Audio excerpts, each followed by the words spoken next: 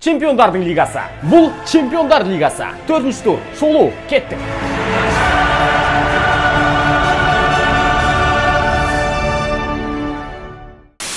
Челси бұл жолы қатты күш жұмсамады. 0-1. Мальмо Элчеда әлі гол соқпады. Жеңіс сыйлаған Зиеш. Ашық қақпаға сала алмаған Пулишич. Абайлаңдар, доққа тиген аяғы ауырып қалып, жарақат қалмасын.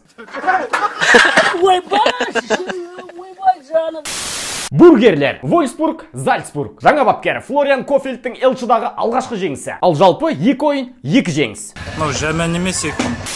Левандовскийдің Элчедағы 100-ші матчы. Бұл межеге жеткен алғашқы поляк. Әріптестеріне жақсылап жуып берді. Хет-трик. Келесің ба, келмейсің ба?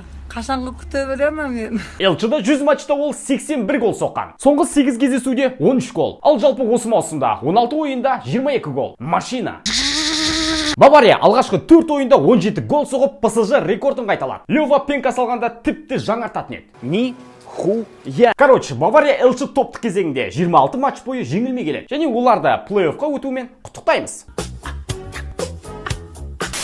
Роналду Ван Нистелрой уақытынан бері Эми үшін Элчеда 4 матч қатарынан гол соққан алғашқы ойыншы. Кеше тіпті дубль. Чемпиондар лигасының қосымша уақытында 8-ші рет гол соқты. Камбэк королі өз стилінде. УЕФА Криштиану лиг. Ал жалпы осы маусымда Криштиану 15 ойын, 15 гол. Кеше Чемпиондар лигасында 139-ші голын соғып, рекордын жаңартты. Эми үшін 127-ші голы. Бұл көрсеткіште Сульшерді артқа тастады. Спасибо за то, что защитил меня. Это не я тебя спас, а Наруто. Роналду Сульшердің жылы орнын сақтады. Сульшер ай сайын зарплатасын жартысын оған беріп тұру тиіс. Егер Рон болмағанда, Эми осы маусымда Элчеда небәрі 2 ғана ұпай жинайтын еді.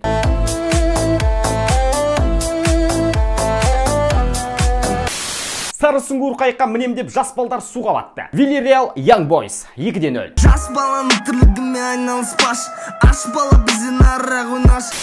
Туринде көңілді ойын. Ювентус Зенитті 4-2 етті. А сериясында нашар болса да қарт сеньора Элчеда көңілі жас. 4 матч, 12 ұпай. Олар плей-оффта. Ага, конечно.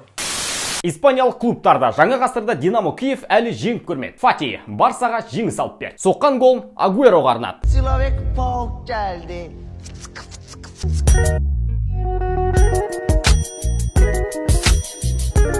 Бенфика 3-ке түсіп қалды. Барса 2-ші сатыда. Топтан кім шығады плей-оффқа? 2-ші болып. Лильдің тамаша камбэгі. Севилья жеңісті есепті ұстап тұра алмады. Экспрессті құртты ма? Чемпиондар лигасында 1000 гол соққан команда белгілі болды. Реал. Гол авторы Бензема өзінің Элчедағы голдар санын 75-ке жеткізді. Ал Реал Элчеда өз алаңында 100 матчты жеңген алғашқы команда. Я реально в тебя плюну. Шериф ертегісі аяқталғаны ма? Интерге тағы жеңілді. Ата-ата ертегі айттыңыз, немене ертегі қотақтың бас. Милан Элчеға келесап, қоштасуға дайын. Портуды жеңе алмады өз алаңында. Тұңғыш рет Россонери Элченің алғашқы 4 матчында жеңе алмады. Ата-ата ертегі айттыңыз.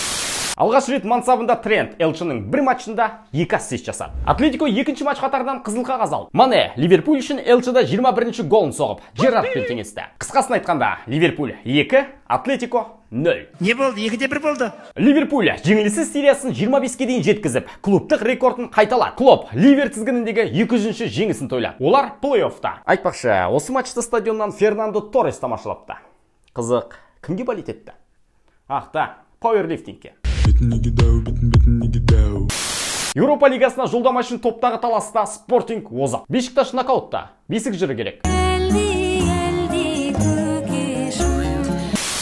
Сити ұпай жоғалтпақ. Канселоның 3 ассисті жеңіс алып берді. Стерлингтің 13 матчқа созылған голсыз сериясында тоқтады. Марез Элчеда қалай ойнау керектігін жақсы біледі. 2021 жылы Элчеда одан көбірек гол соққан тек Левандовский ғана. Брюгге голы, Брюгге жетті. Сенің қаладан келген досың.